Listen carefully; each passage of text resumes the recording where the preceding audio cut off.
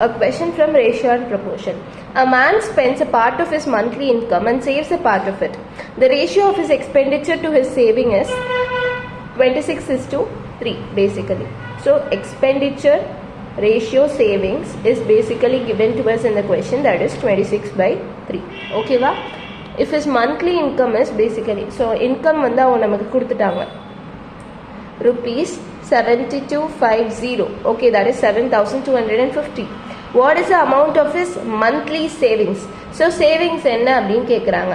So first of all understand one thing, நம்ம எக்ஸ்பெண்டிச்சரையும் சேவிங்ஸையும் எப்படி எடுத்துக்கலாம்னா 26x and 3x respectively. So இப்போ வந்து நமக்கு தெரியும் ஒரு கான்செப்ட், அதாவது இன்கம்ன்றது nothing but expenditure plus savings, right?